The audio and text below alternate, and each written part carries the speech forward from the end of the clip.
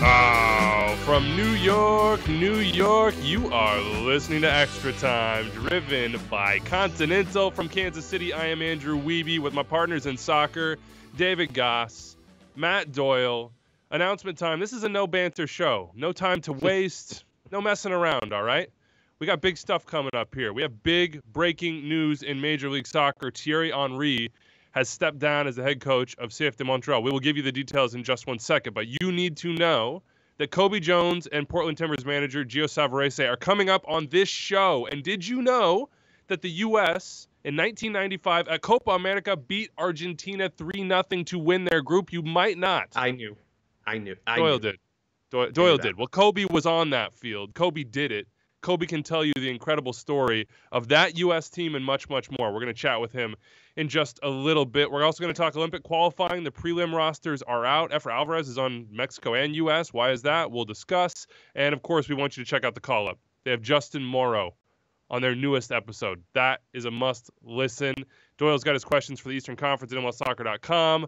I've got a breakdown of the pressure meter on all the new head coaches in the league at MLSsoccer.com. And Greg Seltzer's got the top 10 breakout player candidates. We will get to the producer and Anders reminder of the day. But first, we have to talk Thierry. And we have to, again on this show, point out that humanity trumps soccer, right? I mean, if you read Thierry's statement in leaving Club de Foot Montreal, it's not about the competition side. It's not about the league. It's not about his aspirations as a manager. It's about his life. It's about his children. It's about his family. It's about a pandemic that has robbed so much from all of us. It is about saying I have to do what's right for me. And you know what? I'm sitting here in a basement in Kansas City. I understand, man. Thierry, loved having you in this league. Would have loved to have you here still. But we completely get it. Go do what's right for you and your family. And I think you see with Henry, listen, we hope first off, as you said, everything's okay with his family and he's able to get back to them and be comfortable and be happy again. And then the other is, you know, it's unfortunate him leaving this league now, but he has been a great ambassador for MLS as a player. And then when he left and went back to Europe. And so he'll continue to do that. So, you know, Thierry Henry is always going to be involved and around Major League Soccer because he has been now for almost 10 years. And he'll continue to do that in Europe. You'd think, and if he can coach and manage there, he can continue to kind of like push that, which is, we talked about Pano on the last show and Patrick Vieira and Jesse Marsh and what guys are doing over there, and Thierry, and we will continue to be a part of that. Yeah, and I'll be a helicopter fan of any team that Thierry Henry ends up managing in be it England or France or wherever. Or in Catalonia. I don't think that's going to happen. Not yet, anyway. But he, like you said, David, like MLS was better off for having him here, both as a player and a coach. It is entirely understandable that he has decided to go, back home at this point because, I mean, I've seen my mom once in the past 14 months, and I'm a 44-year-old man, and it's brutal. And I can't imagine trying to raise kids and not being able to see your kids, your wife, it's been a tough year. So bon voyage, Thierry Henry, and thank you for being here. For Montreal, this is tough. This is yet another reset, right? Because it seems like a lot of the players they brought in over the past 6-8 months were guys who Henry wanted to work with. Mason Toy, Georgi Mihailovic, a bunch of the guys that they signed from South America as well. Montreal was a club that they are almost constantly in a state of flux. And what has to happen now is they have to find some stability. And they thought they were going to have that with Henry for a good long while. And they were, the pandemic kind of stole that from them. And now they have to find it, be it from the front office or from whoever the new manager is. And I agree with Doyle. And I think two things. One, you want some level of continuity. And we know Patrice Bernier stepped away from that first team this week. And that's one of the names you'd think would be in there. And they've added Laurent Simon. But we brought up Wilfred Nancy, I think on the last show or 2 shows ago when we talked about Bournemouth. He's been in this club for 6 or 7 years. Everyone you talk to around Montreal thinks of him highly. And we also have to say this, and we're going to talk to Cobi Jones a little bit later about this, but we're talking about anti-racism and changing this league and changing the world, there was no black coaches appointed in this offseason. That's not on Montreal specifically, but we have to talk about that. And there has to be given opportunity and space for people who are overqualified, qualified, and then whatever else in between, because it's soccer and nothing really makes sense in most of these job titles. Wilfried Nancy, from everyone that's worked with him and worked around him, says he deserves this opportunity. And so I hope Montreal sees it the same way. It sounds like they probably will. And that's where that stability comes from. And you mentioned that for the impact, Doyle. That's, I think, sort of the saving grace here, is that they did go out and you have Renard, who's sort of running the player side. He's still there. Continuity there. He had to be on board with those signings as well. Nance, as you said, Dave, is part of this staff that's evaluating him and has so much experience inside the organization from academy on up. I mean, you have someone who gets what you want to be. You have someone who understands the stability and the plan that the impact, say it to Montreal. It's going to take me so long to break that habit. That's a decade-long habit.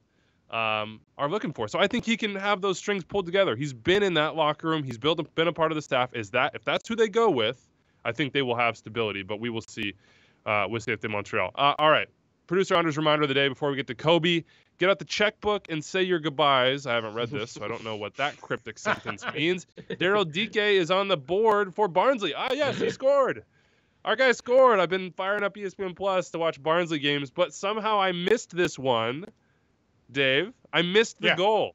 I saw like the bully ball and the physical play and the moments and the almost, but I didn't get the goal. So tell me about the goal. And this is the question from Daniel Kalili. He says, what do you think Daryl Dike's future holds? Will he come back to MLS, or is this going to be permanent for him overseas? So for the goal, it's a nice finish. He pulls off to the right side after a corner kick and a knockaround. But it is very championship. It is volleyball until it lands at his feet, and then he gets an opportunity to put it in. And you mentioned he's played now, I think, 4 times. That's not true.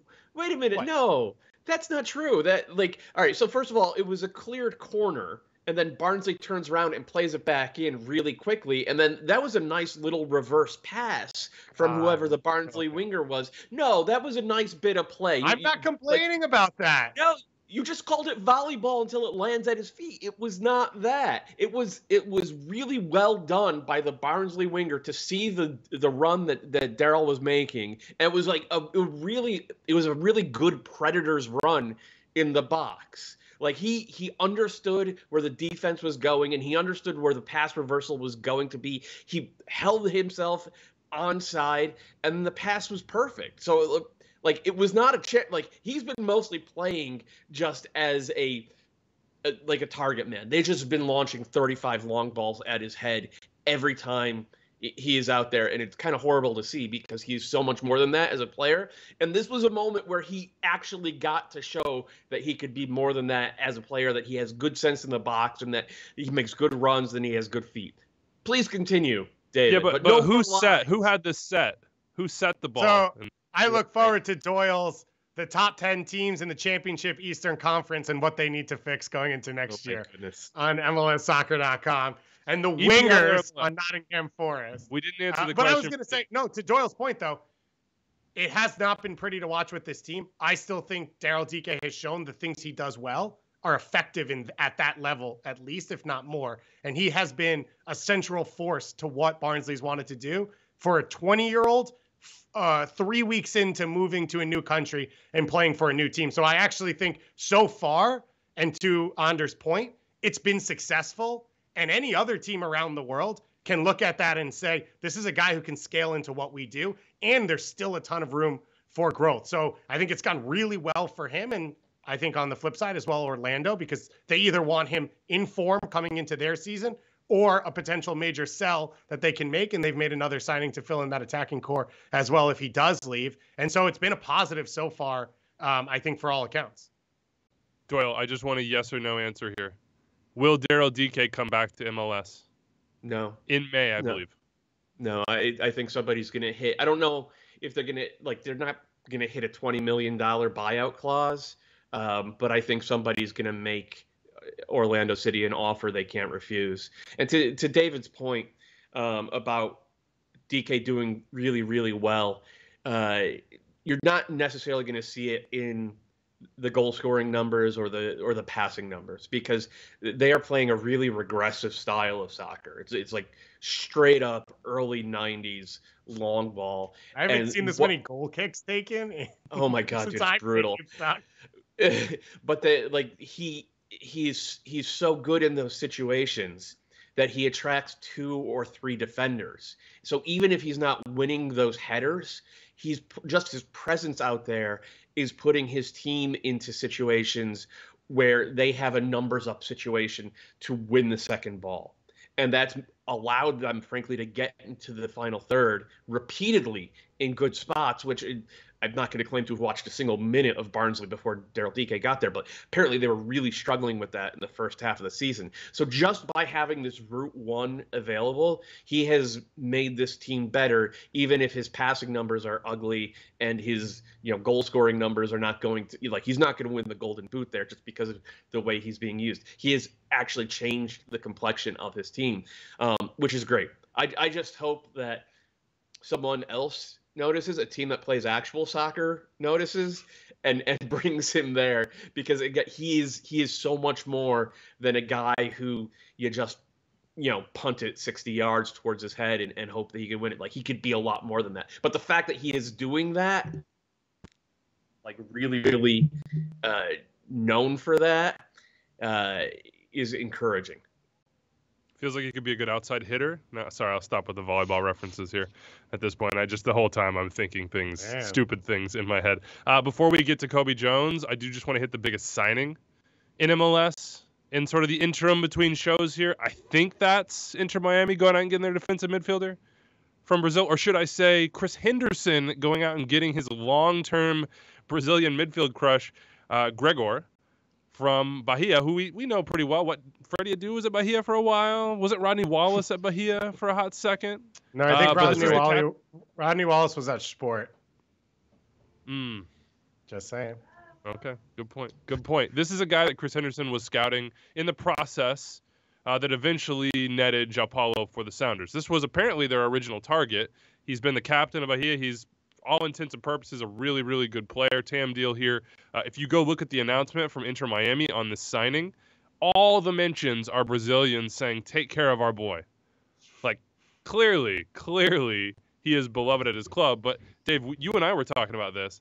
It feels like the perfect sort of glue signing that makes everybody else better. And if you look at elite MLS teams over the last, basically forever, they have a good defensive midfielder. They have an anchor. Absolutely. 26 years old, so a guy you think will be there for a while, that you can build that midfield around. And Pizarro, of course, also young, who can be in that midfield. And as you said, Chris Henderson wanted him in Seattle on a DP deal. Now he gets him into Miami on a TAM deal. So it's great business for them. It's the player he wants, ID'd, and you see him slot in on your depth chart, and you're already thinking he can make everyone better. I don't know how Blaise Matuidi fits into this whole thing. And I think that's part of what's tough is you've got a group that put together a team, and then 2 months later, you've got a new group trying to put together a whole new team. And so there's going to be some awkward spots. But this feels like the type of signing that anyone can fit around. And so it gives you that flexibility to then figure out those other moves around them. And Inter Miami hadn't really done anything big on the field since the end of last season. So this is your big move to kind of start to reset the process. Guy that can win 50-50s, good in the tackle, has some ability to go forward with the ball, according to all the scouting reports. Nice signing here for Chris Henderson. All right, speaking of Chris Henderson, he was a player at UCLA in the late 80s, early 90s. So was Cobi Jones. They were on the same team together. We chatted with Cobi earlier about his career, about the anti-racism project, about race in soccer. Take a listen. Great interview. Oh, it's an AT&T 5G call to the field with a legend, with Cobi Jones. Happy to have you here, Cobi. I already want that jersey that I saw you guys wearing, modeling for the Galaxy. I'm practically begging for it at this point. What a throwback. Welcome to the show. Thanks for having me, guys. I appreciate it. And I'm sure the Galaxy and myself, we might be able to do something for you. You might have a little bit of trouble when you're wearing it in the streets over there. That thing sold out fast, Cobi. I don't even know if you can get one at this point. Trust me, I have one. I have and I have an OG one. I have an original as well. Don't worry about this new blood stuff. We got the real thing. All right, let's jump into this, Cobi. We had an amazing conversation with Tony Sane, and he's the first. We're trying to get back into MLS story time. And my gosh, the career that you've had and continue to have, there are stories. So I want to start with something that I think we can all relate to, which is where, how, when did you fall in love with this game? What is sort of that moment in your life where it just clicked for you and you said, this is me. This is what I love. Wow, that's an interesting one. I don't think I've been asked that in that way before. As far as falling in love with the game, I'd say that at a young age, when I was 5 years old and just playing, I think there's a sense of freedom when you're a kid. I think any adult can look back, and just go, you know what? It was nice just to go out and just kick the ball. It wasn't so much about winning and losing. It was being with your friends. It was having fun. The winning, yeah, that was great. But even the losing at times, it sucked. But you know what? It wasn't the end all and be all, because we're having pizza afterwards. Those were the times that were some of the best of my life. And I loved running. The two things that I did pretty much my whole life growing up was soccer and track. So that kind of tells you I just loved running. And so being out on a field, chasing the ball down, kicking the ball with my friends, so I'd say an early age of like 5 years old is when I kind of figured out that I just loved playing soccer. And I think that's why, a lot of people throughout my career always said that I felt that I was always smiling and laughing when I played the game. It's because I was having fun. I had a good time being out there. What was the name of your first team? Your first official team? I want to say I was on an AYSO team. They had the template jerseys. You know what I mean? Everybody, they had the same jersey, different colors. I think ours was yellow pants and a maroon top, and I think we were the Eagles. I'm curious what yours was. That's funny. I think mine was yellow and like a green. So kind of similar to the Galaxy colors, which is funny. Wow. Galaxy colors, and I think we were. Funny enough, I think we were like the Hawks or something like that along those lines. I think it's interesting that it tells you how far away I am from those days as compared to you, because you can still remember it. Like what? I mean, this might just be me remembering pictures. You know what I mean? It might not be a full memory. I have to fact check Wikipedia, and I saw that you went to UCLA not on a scholarship. Right. So. Is that right? And tell me how you got to UCLA and what it represented in your mind as a California kid. Okay. Well, we'd have to jump back a little bit, just talking about, the soccer in general. I never planned to play soccer, past high school. I just thought, okay, this is, fun stuff. This is something I'm doing. I'm going to go to college and do whatever. So I applied to all the schools and everything, got into the schools that I wanted to. I applied to all the UC systems. For soccer, like for UCLA, I had to walk on there as far as I wasn't given anything. I wasn't going to, they weren't going to give me a whole lot. So I had to prove myself. And I remember those first days of going in there and trying to prove myself against all these guys, which, funny enough, if you look back, they talked about that year being the best recruiting class going to UCLA, because you had all these national athletes, that were going there. And that's something that I had never done. I had never been on made it past a district team or made it to the state team or anything like that. So it was I guess intimidating, at the beginning, but I always remember my mom just saying, just do your best, beat your best every single day, and try to get better. And she helped me with that process. She helped me with the process of actually deciding on UCLA, because at least UCLA had, a somewhat of a known soccer team, and she knew I loved soccer. So she said, well, you go to UCLA, you've been accepted there, go there and, give it a shot with soccer because you enjoy it. So we've both worked with Ziggy Schmidt and talked to him about the UCLA days and the teams and what it was like. And you look at the names. I mean, you mentioned the recruiting class. You look back now, you're talking about national teams, and not just U.S. national team players, other countries, talking about EPL players, MLS legends, the whole thing. What was that group like? I mean, you went from that to playing national team and professional. How high a level was those UCLA trainings? How high a level was the college game at the time? Yeah, that's interesting, right? There's no academies. There was no other route. It was, your high school, college, and well, at that time, you're done. So there's nothing else. So college was very high, where you had all the top colleges considered, I guess you would say today, as being like national teams. Because I looked at my year and the year after me. There's a lot of names that people would recognize. My year, there was the Mike Lappers, the Sam George, the Joe Max Moores, that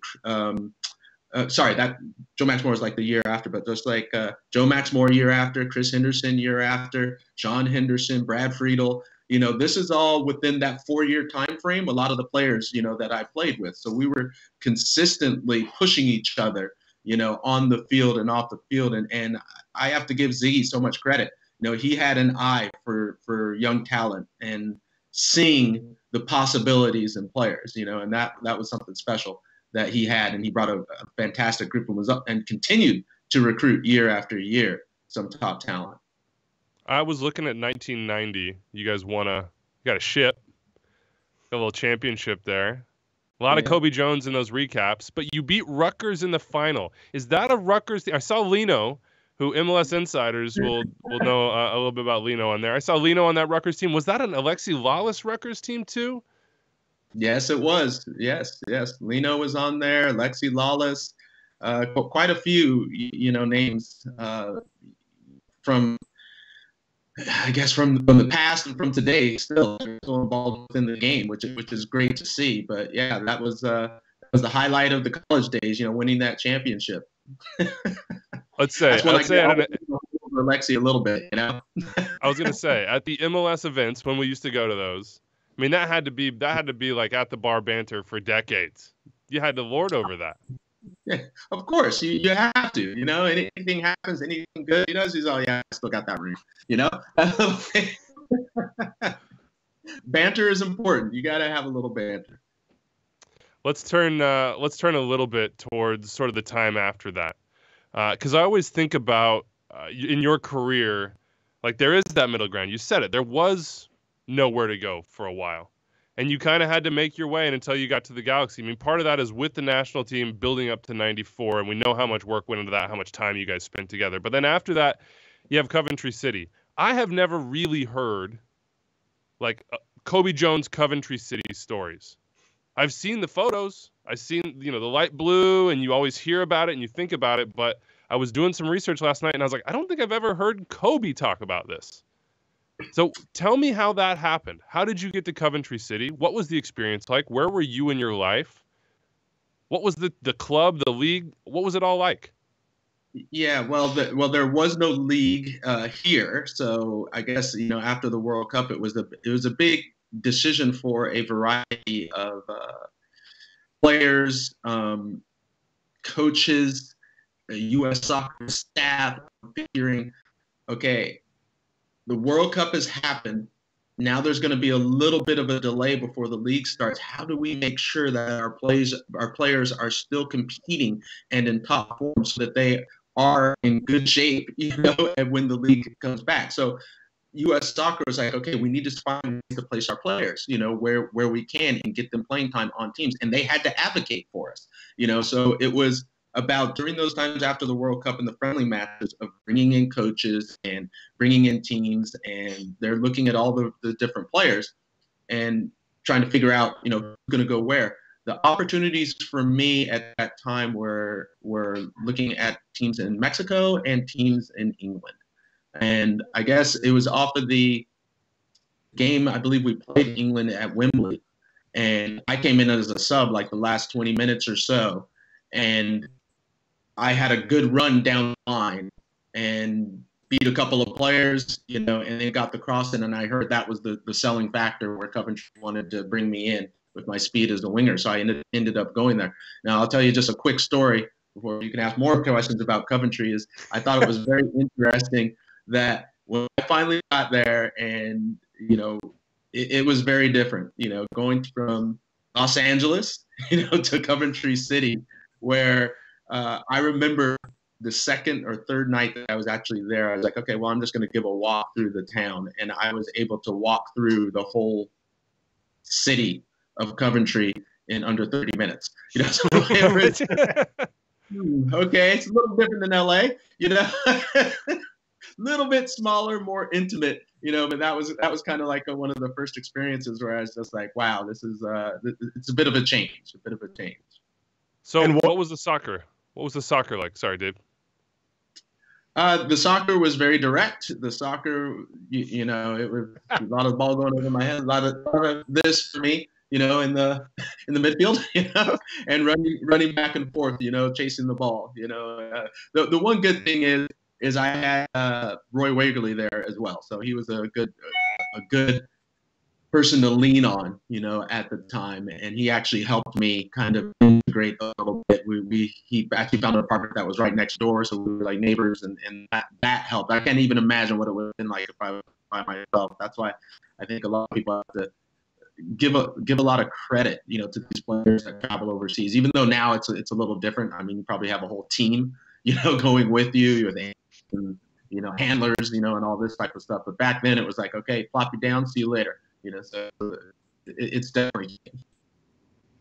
So we want to take you to the next step of your, you know, career and what happened, which is everyone talks about the '94 World Cup and the huge moment that it was, and then World Cups after that, and somehow the '95 Copa America sort of slips underneath, even though it's arguably the greatest performance in U.S. national team history.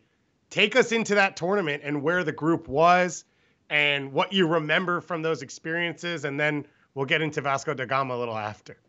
The beginning was rough, Cobi. I mean, I was reading about it again last night. The beginning was a little rough. You guys didn't know you were going to play. Really? What did you hear? I thought I was reading that you guys were on the plane saying, "Hey, U.S. Soccer, this is not working for us." Yeah. Look. Players and you have to think of it at this time. Ownership at that time was U.S. Soccer. There wasn't like a club team or anything like that, but players to management, it can get testy at times, and that's once again was a testy situation.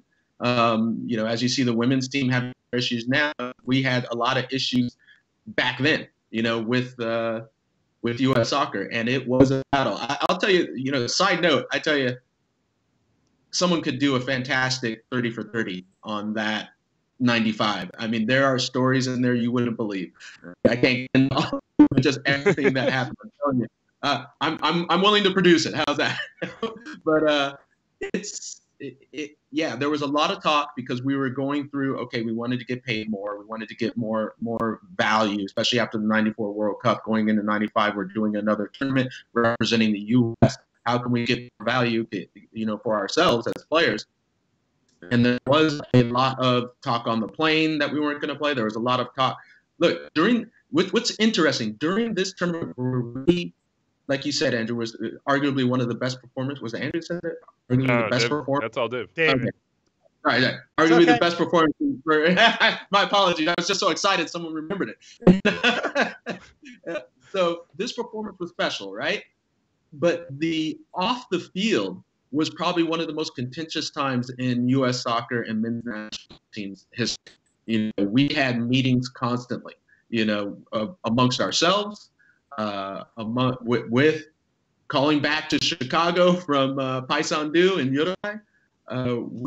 We were, you know, there were meetings where a lot of words were spoken, you know, words that I can't say here, you know, and we also had situations where there were threats of striking, you know, of just not playing, you know, and we actually didn't go to a training session at one point. You know, so, I mean, imagine that in the middle of a tournament. And you have to remember, I mean, you're talking about the Copa America, oldest tournament beyond the World Cup. So imagine during the World Cup, a national team saying, yeah, we're not going to train. You know, that's how intense it was, you know, but finally, after all the hardship and everything, things came together. So where did the performances come from with all that going on to then challenge against some of the best teams in the world and perform in a way that maybe the national team never has? I think one thing that when you have a negative focus somewhere else, you become tighter.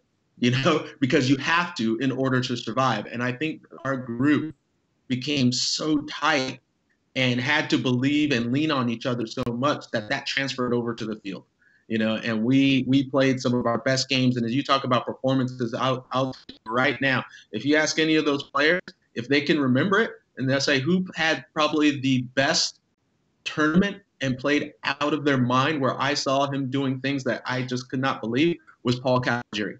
He was playing like a sweeper center back type situation. And I can remember against Argentina, 2 players charging down on top of him just outside the 18 with no support. He just did like a pull back through his legs. Both of the players fly by and he hits a 30-yard ball right onto the foot of somebody. I mean, it was amazing. I was like, when did he become this type of player? He was playing out of his mind. But Paul Caligiuri, he was something special. And those types of performances weren't out of the ordinary. Everybody stepped up and played at another level. And I truly believe it was because we became more tight-knit and closer-knit. You had a little edge. How would you describe the Eric Winalda, Diego Simeone interaction, let's say, pregame in the tunnel?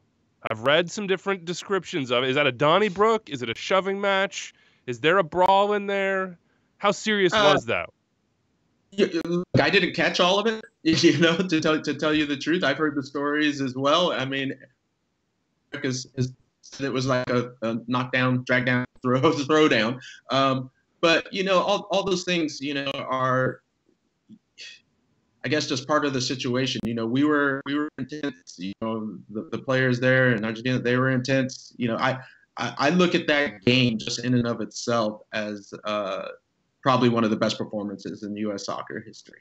Just playing against Argentina, a team that was probably one of the favorites and just had so much talent, but it didn't faze us for some reason, to tell you the truth.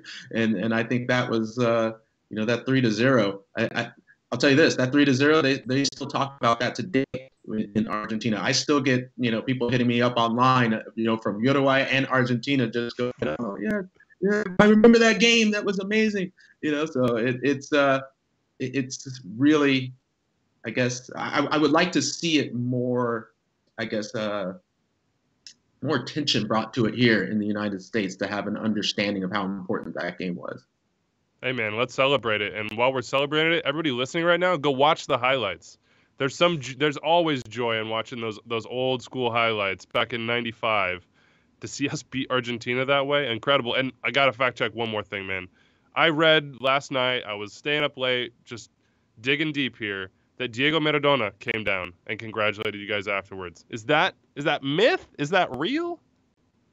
I say it's real. Then it is. I say it's real, and it is real. Okay. So we're gonna. It becomes myth, and myth becomes legend, right? Whatever.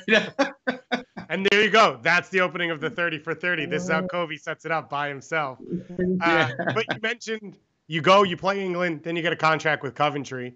Did you go down to Copa America with no idea what was next, and then Vasco da Gama sees you there and brings you in? Yeah, this was I had no idea, what was going on at that point. I mean, there was the thought of, okay, the league is going to be starting up, soon. So what can we do in the interim? And I was ready to, stay here, train, and just be prepped within the U.S. if necessary. But the Vasco deal, came into effect where I ended up going down to Vasco, for the time being, when that interim period, which wasn't that long, 7-8 months, something like that, along those lines. So that was an experience of itself.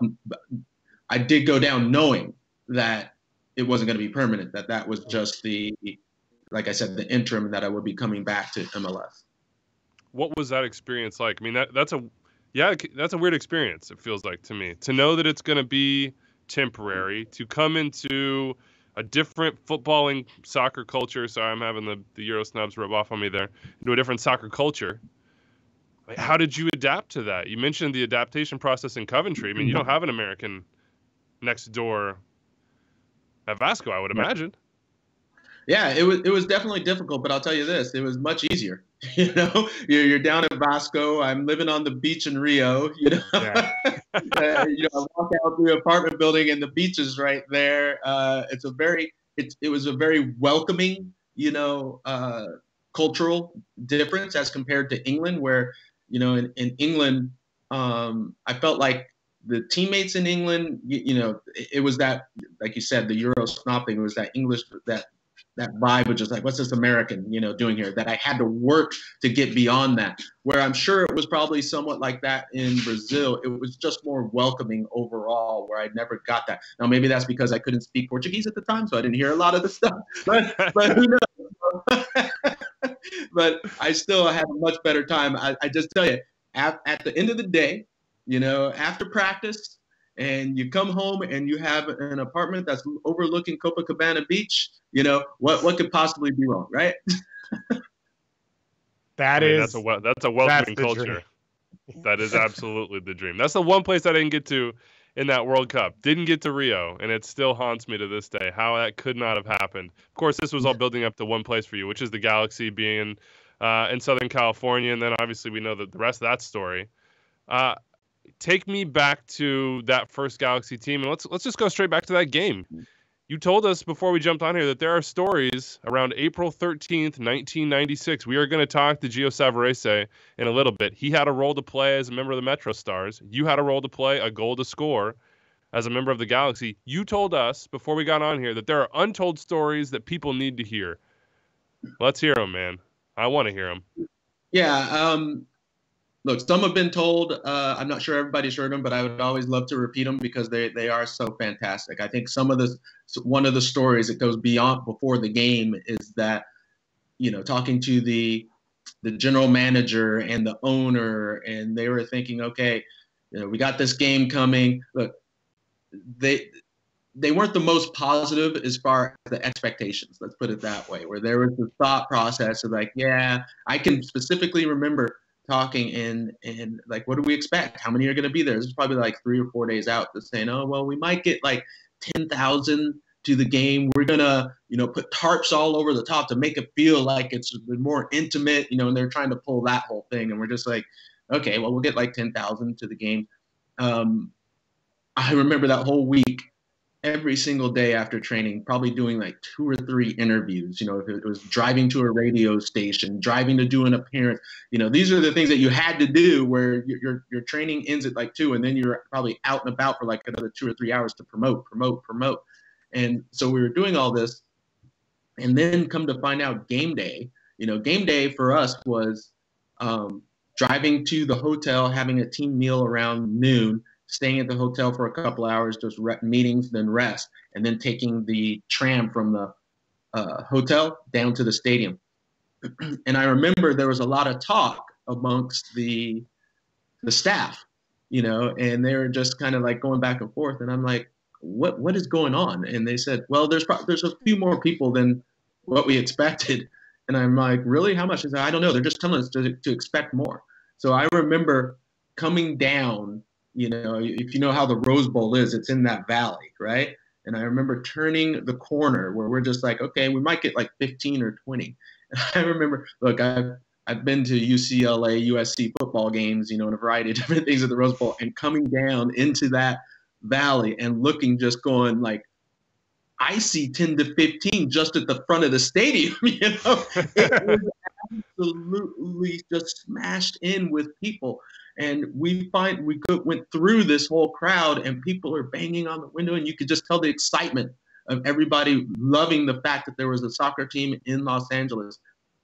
And one of the things that I have to get across to people is, look, we ended up with 67,000 people, coming to the game. 10,000 were expected. And from the final whistle, and I know I'm jumping beyond a little bit, but at the final whistle, the story is that there were still people in line in traffic on the freeway trying to get to the game. So imagine that. I mean, it blew away expectations that they were so unprepared because they thought 10,000 and all of a sudden 60-some thousand show up.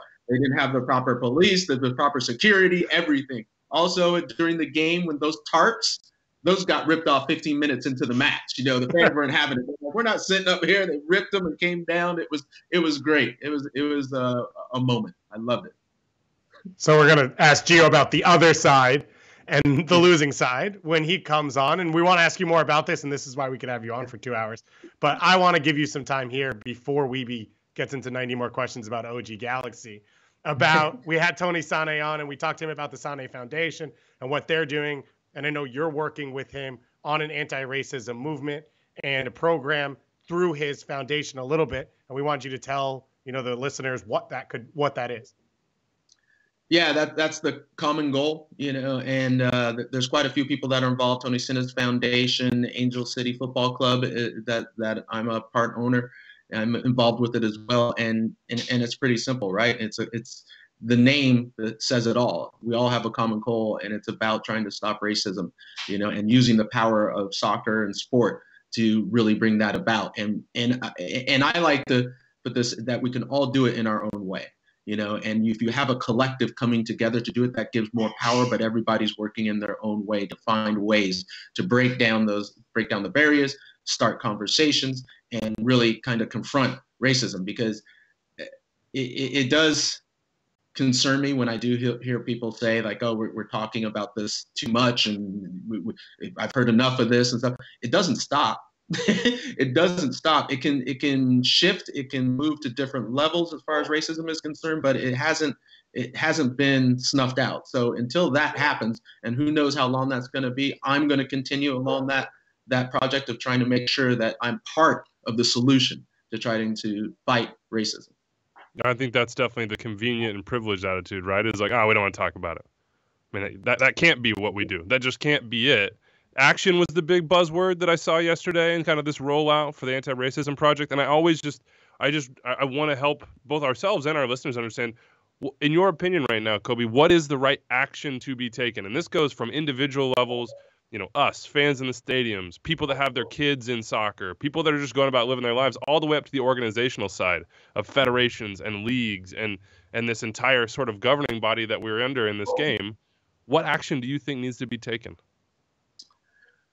Well, look, that's a wide range of people that we're talking about, right? So I guess in a generality of it, I would say is if we can acknowledge it, that's the first step. And then it's about making sure if you see it, that you do something about it. I like that philosophy that just saying, okay, I'm against it, isn't enough. It's actually taking actions. And look, I don't expect everyone to constantly, be doing something, but I think it's important if we can say, okay, if you recognize it and you do see something, that you actually do something about it instead of walking by and just going like, okay, well, that's somebody else's problem.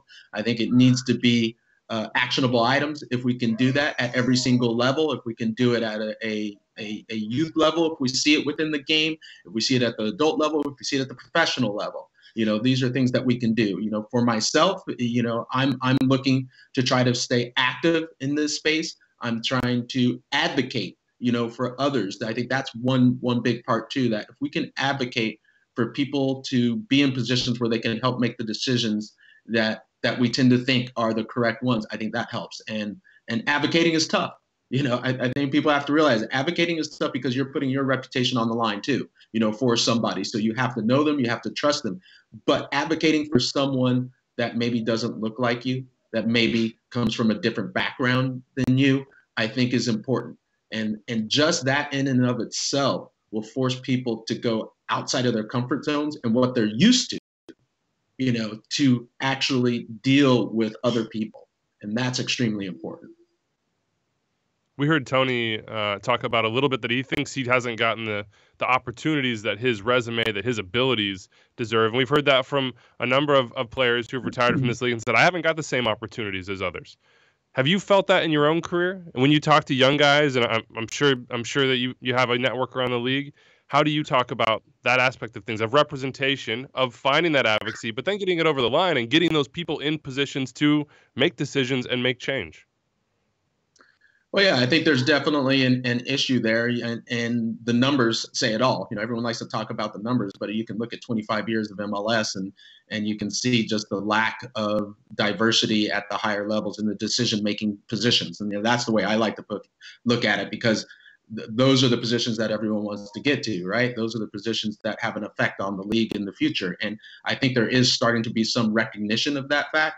At 25 years, you see the amount of African American coaches, or just saying black coaches, and there is a difference there, as well, mm-hmm. that we have to understand. And the 25 years, we see how the league has changed on the field, and we see, especially with the Black Players for Change, we see the amount of Black players within this league, but we don't see that transition or the same look, in the management, in the VPs, or what do they call it? The E-suites, the executive level suite, that's not there. Now, I hope that tends to change and that starts to change for the future. But I also argue that it needs to be actively put in place, and not just like, okay, well, we're starting to change now, and watch as these players come through into the future, they'll be able to go into these positions. No, I think this needs to be done now, because we're in a position where people of color, people with underserved communities, all this type of thing, haven't had the opportunities because there haven't been those relationships. People, what we've seen is people are, and this is what I say, not just with MLS, but with NFL and everything. And there's a reason behind it, because people tend to work with people that they know and that they're comfortable with. And if there is no, and I'll say this specifically, if there's no Black person that is comfortable with, that has his group that he's able to pick from, then it's very unlikely that you're going to see a quick influx of Black people, going into those positions. Because people tend to pick from the groups that they're usually with, so that's the kind of the way that I'm looking at this. It's like, okay, how can we get this? How can we actively start making some type of change at the higher levels, and kind of, give those opportunities more of a push for people that haven't had it, like a Tony Senna, I think, is a perfect example. What about Anti-Racism Project? Oh, sorry. Check out no, that I was just hashtag. going to ask. Sorry, no. I just wanted to make sure people knew how to talk about it and how to support it. So we've talked to a lot of people over the last year, because now people are having this conversation, and you're one of the faces of the game in this country. And you come up, and I'm sure you hear yourself all the time, of where was Cobi Jones's opportunity? All the people who have built the game in this country, you are on that Mount Rushmore, that pedestal, and yet you've not run a team or been a head coach generally, given that interim opportunity for a time. Is this something that you felt, or was that not? Yeah, exactly. Or is that not what you wanted to do with your career? I feel, to be honest, I have to feel that it was passed up. I mean, a lot of the stuff that happened didn't go down the way I would have expected it or liked to. I have expressed my opinion on what I wanted to do, within the game. But we'll see. Look, it's not something that I am letting die.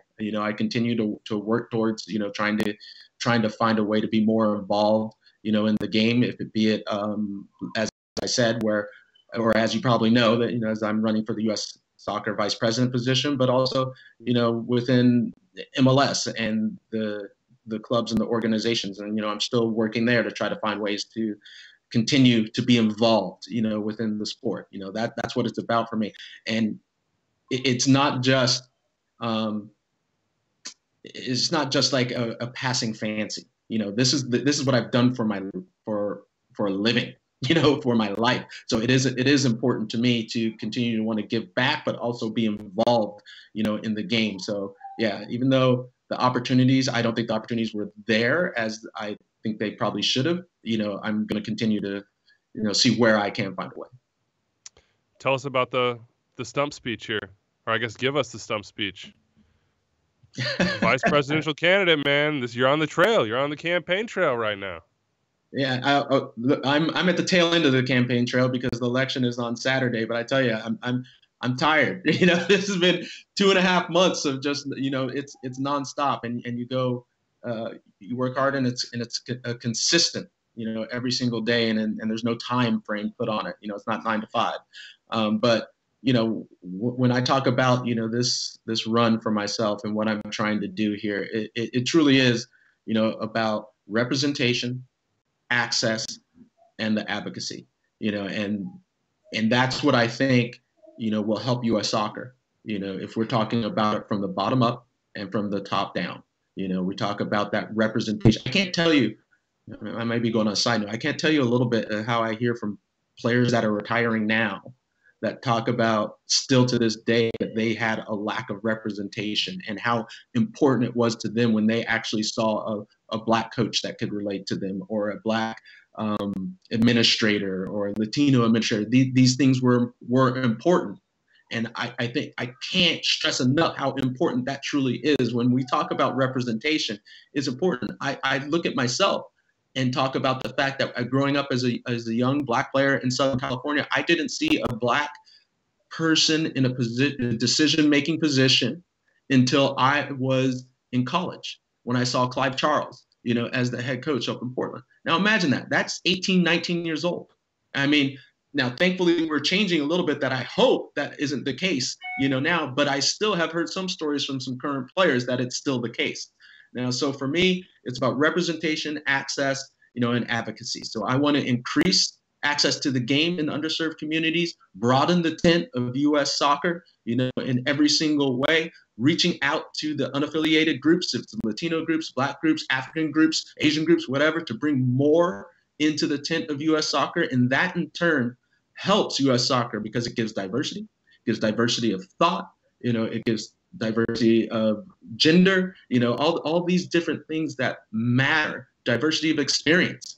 These are all the things that matter, that can help in solving problems, and helps looking at problems in a different way, in the future. And that's a general. I don't want to go too long with you. Hey man, that was stirring. That was stirring. You got my vote. That, and it's definitely coming straight from the heart. That was I am riled up right now. Like, that sounds amazing.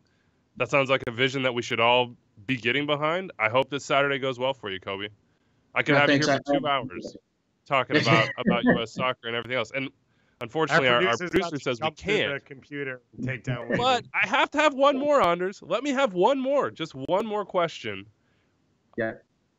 Take it back to those early Galaxy days. When we talked about the jersey and that first game, there's all these players that get so much love from those early days on those Galaxy teams. Mm-hmm. Who's somebody we don't think about but should celebrate more? Eduardo Hurtado.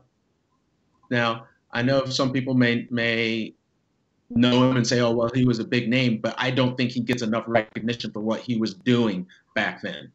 I mean, he had defenders bouncing off of him, and people want to go look at those videos. And for as big as he was, the skill set, how deft he was with his feet was absolutely amazing.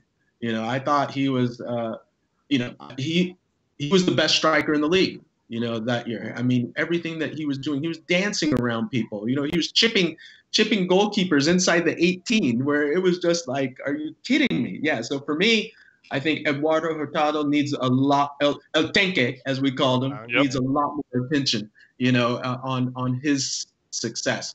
Another one that, I always like to give, those potential stars, a little credit. I mean, he was a star then, but like I said, I don't think he gets enough credit now. But there's also like the other ones that you would say are like the workmen. But Harut Karapetian, I thought was something special, something special as well. Now, he had his ups and downs, but he had a left foot, man. And he could hit a shot like there's no tomorrow, and he's one of those players that, this had a temper, and he could fire up, and that temper could take him either way. Either it'll be a meltdown, or he just have this amazing explosion and have like 3 or 4 goals, in like 10 minutes. So Harut Karapetian was another one that I think deserves a lot more credit.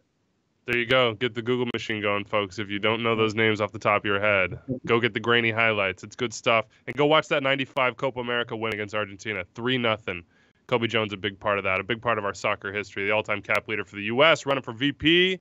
doing big things with Common Goal as well as the Anti-Racism Project. Cobi, like I said, I would do this for 2 hours. Unfortunately, we can't. I know it's early out there for you. Thank you so much for sharing with us here today and just hanging out. No problems, guys. All right. Well, I guess we have about 2 hours in the future with Cobi Jones to get all the rest of the stories that we just were not able to jam in there. That is an interview that I know I really enjoyed. I hope you did as well at home, wherever you're listening to this. If you have people around the soccer world, North America, wherever it may be, connected back to MLS that you want us to chat with, that you want stories from, that you're just curious about their career, their life, let us know. 401-206-0MLS, extra time at MLSsoccer.com, at extra time on Twitter.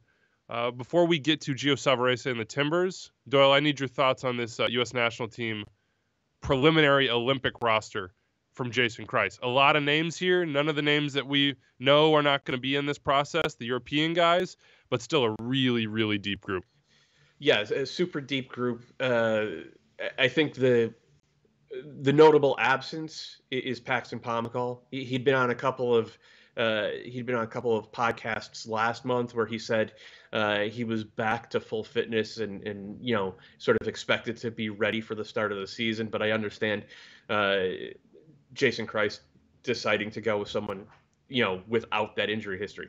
That said, bear in mind that the final 20-man roster for CONCACAF qualifying does not have to come from this 48-man roster, that 48-man preliminary roster that was released. What could happen, though, is if you take the 20-man roster and then someone gets hurt, if you're going to bring an injury replacement, that has to come from the 48-man roster. Oh, so bizarre. as always with CONCACAF, there's a lot of moving parts and a lot of smoke and mirrors.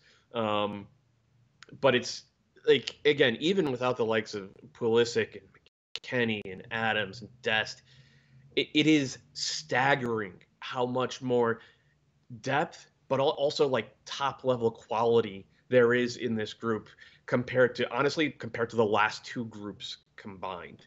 So it's, no matter who's there or who's not there, or who Jason Kreis picks or not, this team should qualify. And we've seen failures at the U23 level in 2016 and in 2012, and there would be no excuse for it this time. And I don't care who's hurt, and I don't care who's not being released by their clubs. Like, this team has to get it done. Cobi Jones played in the Olympics. 92 in Barcelona. That had to be a fun time. So must have been living on the beach in Rio as a young man. That's neither here nor there. I'm still imagining what his life and career must have been like. Let's get to Gio Savarese. After that, the mailbag. Stick with us. It's an AT&T 5G call to the field. Out to Portland, to Gio Savarese with an incredible beard. Profe, what's going on, man? How long's the beard been going? Give us an update on the facial hair situation. Yeah, first of all, it's a pleasure to be with you guys again. And I can see it in two ways. I can say that it's very Portland, but also I can see this is how long I've been waiting for preseason to start. So it can be used for both. You're pulling on the top. You got the. Weeby, I was going to say, I assume the Timbers have some sponsorship for beard care products, trimmers, gels, all that. So I'm sure Gio's got top of the class stuff going. Or you just ask Nat. You just ask Nat Borchers on the care, right? He's the expert, so but it's difficult to match him up. It's tough. It's been long. His beard growing for many years, I think. Ask him. I think wax. I don't know. I can't do it. You two have this handled. I don't have that, but I hear wax is very important. Gio, tell us about the soccer side, man. It's back, and I know we've been waiting, and you've been waiting. My personal thing is I look at the calendar, I'm like, okay, preseason is starting, but then there's 50-something days until the first. It's still too much for me. Like, I can't wait. If we have learned something from 2020 is to wait and to be patient and to manage whatever is thrown at us. So I think, this start in 2021 shouldn't come foreign for what we expected. But nevertheless, it's still very complicated to have to wait so long. But we're glad that we're already training. We're glad that we have the group in the facility. The excitement of the players is incredible. They feel that it's been an eternity for us to go back and start again. So it's been, yesterday was a great day to have the team there and be able to train. We will talk to you about the guys that are training. Maybe Sebastian Blanco is. I don't know. You tell me. Where is Sebastian? When do you think he can be back? When will he be available to you to impact the Portland Timbers? Of course, Seba has been a big loss from last year. He was in a great year, playing very, very well. So it was difficult not to have him. But we know Seba. Seba is a fighter, is someone that likes to break records, and he's doing really well. He's rehabbing the best possible way, and he's looking closer and closer. It's difficult to determine to say, by this time he will be ready. We want to be also very cautious because when he comes back, we want him to be fully healthy. So we are following the right steps, and our strength conditioning group is doing an amazing job to get him where we need to, see him be. So I think soon he will be with us again. So last year, Blanco gets hurt, and it's mid-season. And as you said, 2020 taught us you roll with the punches and everything. And we saw Diego Valeri step in very well to Blanco's role. But now with the chance to, as you said, you want to protect him a little going into a new season. Do you have other ideas of how you want your group to work, who you need to lean on, how you want to set up if Blanco or when Blanco is not available? Definitely. I think you mentioned something very important. I think, a team like us losing two DPs and still be very competitive. It was a proof that the roster is well built and we have a very strong group, especially the mentality. So with that in mind, we are planning as we don't have Seba. We're planning to be strong without him, because if we only rely on our DPs, then the mentality is not right. But when he's back, that's going to be a moment in which we're going to have a player that is going to help us so much. But in the meantime, we have to stay. We have to trust in all the players. And our saying in the locker room is always that the strength is the group, and that's the reality. When you prepare in this preseason, is there a difference for you with the urgency of CONCACAF Champions League? Correct me if I'm wrong, but I remember in preseasons past, I'm messing around is not the right way to put it, but experimenting a little bit tactically, formationally, with personnel. Is there time to experiment right now? Or is this just, we've got to find the 11 that can get past Marathon, that can get past America or Olympia or whatever it is, so that we can make a run in this tournament? Definitely there's a difference right now, because we, in the past, as you mentioned, we're preparing for the season in MLS, and we have time. So we change some things, we look at some players, but now we have a definite date in which we have two games that we have to win and we have to qualify.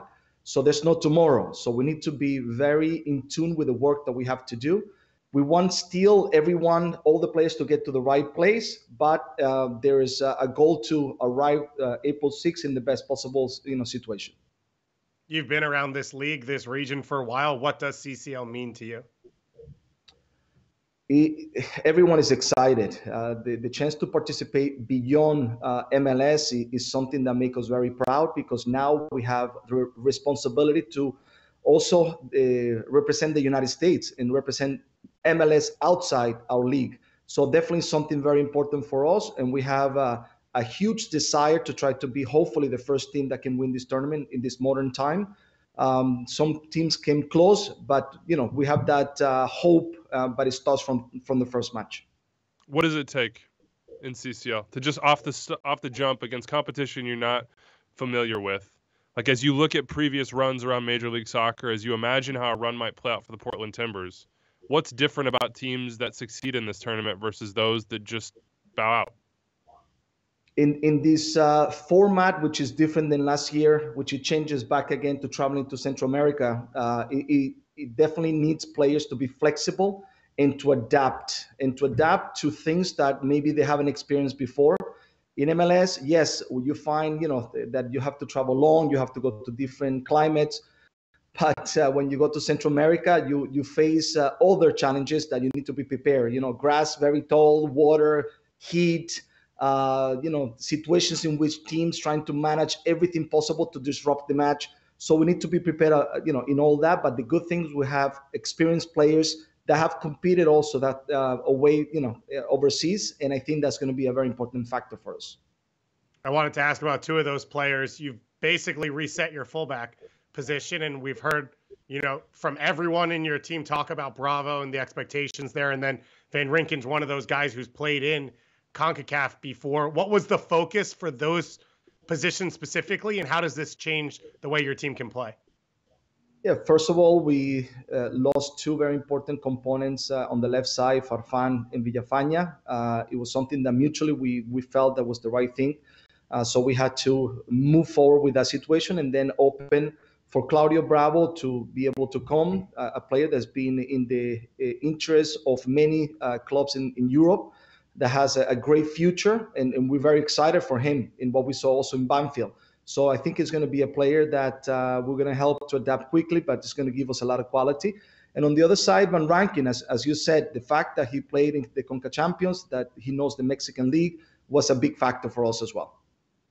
I want to ask you about late in games, because I think about CCL and our experiences with it, and we always talk about the gut punch, and so often that gut punch comes late in games, and it makes sense. Early in the season for MLS teams, early competition, but if you look at the Timbers 2020, you guys were not a bad defensive team, but you did give up a good number of goals in the last 15 minutes of games. I think it's maybe the most in MLS in the final 15. How do you explain that? I'm sure that's something this offseason you've been digging into as a staff. Yes, definitely. I think we have had a progress in a process from 2018 to arrive to where we wanted to be. And last year, I think we played some of our best soccer for sure. But definitely what you mentioned is something that we had to keep in mind, because we gave up too many late goals. We saw the game against Dallas, a complete in control match given away in the last second of the match. So all of us have to take responsibility, coaching staff, players, individuals, all to make sure that we work on what we need to work to make that better, because you cannot win tournaments if you concede goals at the last second. And it was proven in 2020. And that was the reason why we didn't make it to the final again. Can I ask you something about it? Oh, sorry, Dave, I didn't see it. You go, Weeby. All right, can I ask you about Diego Chara and Father Time? Is he affected by aging, do you think, or is this like a like a fountain of youth situation? And if it is, how can the rest of us become a part of that? Great question, because we always say the cliche of a good wine, red wine, vintage is so much better. And I know that you guys talk so much about Wondolowski, which it is a proven truth that he can continue to score goals. Chara is just that type of player that he never looks like he ages. I think the more he goes forward, the more professional he becomes. He works so hard. He takes care of himself. He does everything possible to continue to go forward. And I think we are going to continue to see even a better Chara in the next few years. That is a scary prospect for every team in MLS, if that's even possible. We just came into this segment and we were talking about, for the U.S., Olympic qualifying. And that roster, the preliminary group came out, and you're honored to have some players on there. And one of them is Jeremy Ebobisse, who was a big part of the win, and MLS is back. And for you, has done a lot of things, but a lot of different things. Playing on the wing, playing at center forward, both wings. What do you see for him in 2021? And positionally, what is it that he can do for you and he needs to, do to reach his top level? The communication with Jebo has been very good. From 2018, we have set goals from the beginning and expectations. And every year he matches those expectations. We remember in 2018, I felt that in the final was a little bit too big for him, but we had a good conversation. The next year, he came back and looked completely different. Last year, 2020, he looked like even a better player, a more comfortable player, that when he found himself in the box, he could score. We saw in the MLS back tournament. And his flexibility allows also to be able to play him in a lineup in which had either Niesgoda or Mora. So credit to him. Out of the three, he's probably the most flexible player to be able to be on the field at the same time. Next year, it's going to be a Jebo that is have to go score more goals, that has to be more impactful, a Jebo that can show even more growth, and hopefully that is going to solidify him on the national team, not only in the Olympic team, but hopefully in the main national team, which is, I think, somewhere that he needs to be, and I think he's a quality player to be part of it. Jason Christ said that his, quote, my strong opinion, this is from Jason, is that he's a 9, that's his best position. You have the luxury of being able to play him, in a number of places. What do you think his best position is? I have to be honest with you. I think he can play very well both. He's that intelligent. He's that versatile. Because if you go back to a few years ago in the national team, they were claiming as well that he was a winger. So now he's changed to he's a forward. So and he played in the U20s. I think, I don't remember what he was in Asia. I think when the U.S. went to play the World Cup, he played as a winger. So I think he can perform both. So it's the quality that he has. Let me ask you about Eric Williamson. Because the leap last year, it was special. He went from a guy that was just trying to push into your team to a guy that I have to imagine you didn't want to take off the field. How does that leap happen, and where did he improve the most to be the impactful player that he became? There was never a question of talent with Eric. We knew that he was very talented. The question was work ethic. Sometimes we have players from young that go through the system because they're so good without having to work too hard. And I wanted to see him put in the work rate. And once he understood that, which was somewhere around March or April last year in our conversation during the quarantine, he came back different. His shoulders were not shifting up and down. His acceleration was determined to win balls. And then the quality just came out again because that's never been a question. And that's why he became so steady last year, because he knew every game was important for him. And now the expectation is to be even better this year. And that's the next challenge for him. I wish we were in preseason right now, Gio, just sitting around, spending another half hour talking about your team off the air, but that's not going to happen today. But I do have to end you with this, because we did have Cobi Jones on this show, and we asked him about April 13th, 1996. He scored a goal. Somebody else, who would it be? I don't know. Who else would have scored a goal in that game for the Metro Stars? My memory, I can't remember. Might have been you. Could have been you. Maybe somewhere around the box. I think maybe something happened there. Tell me about that day in your mind. What's your memory like? It is. I feel that it was like yesterday, but I remember everything that happened even before, because we expected around 10,000 people in the stadium. Somebody said 20,000, and we were so excited, and we said this is going to be amazing. And when we show up, it was 70-something thousand. So we couldn't believe that we were part of, the start of MLS, something that we were waiting so long to be part. Unfortunately, we lost 2-1, lucky LA Galaxy, which he had a lot of, players that now are coaching in the league, which is exciting. So did that Metro Stars team, Gio. So did that Metro Stars team. Yeah, exactly. Then let's not keep, some players out, but being part of the game, score a goal, it was a moment that I never forget. But not only the match, everything that happened before, it was just a special day for sure. All right. Thank you, Gio. We appreciate your time today. We're looking forward to watching CCL with the Portland Timbers and seeing what you guys do in 2021. Good luck. Enjoy the training, man. Thank you so much. All the best, guys. Take care. All right, guys, let's finish it up here. Big thanks to Gio Savarese for joining us. A big season for the Timbers. The Mailbag, 401-206-0MLS. Extra Time at MLSsoccer.com, at Extra Time on Twitter. Remember, we're putting that tweet out ahead of every single show on Monday and Thursday. One of us will jump in to answer those questions. Doyle, have we finished the contractual work to get you to do that today?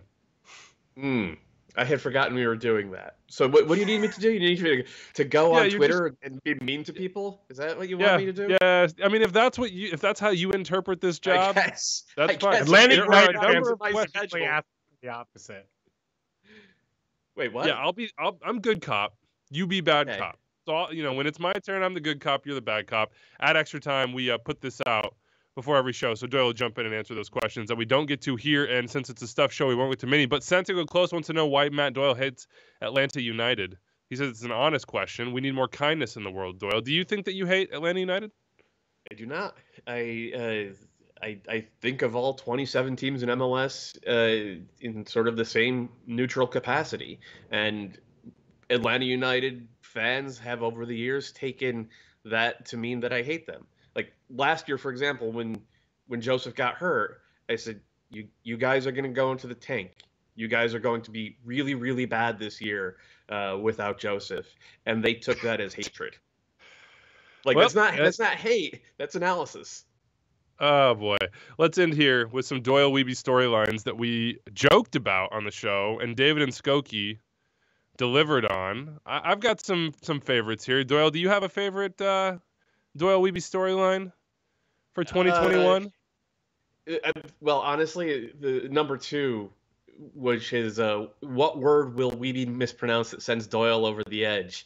And then he lists a couple of words. Do you want me to try those out? You want me to try those? Yeah. Accoutrements. Okay, well, you're not supposed to pronounce the T. You're not supposed to pronounce the T at the end, but that was really well done, though. So okay. I'll give you sovereignty. Sovereignty. No, sovereignty. Oh my God! I knew it was sovereignty, and I overthought it.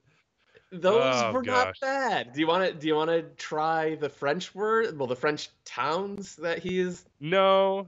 I just want to point out that David and Skokie is right that what mixed metaphor I use and screw up will be one of the stars of the season. Will I try to hitch my star to someone's train, or will I try to count one chicken while there are 2 in the bush? We shall find out in 2021. I also liked the question of when Doyle and Goss would get me to join in on a reference to a musical.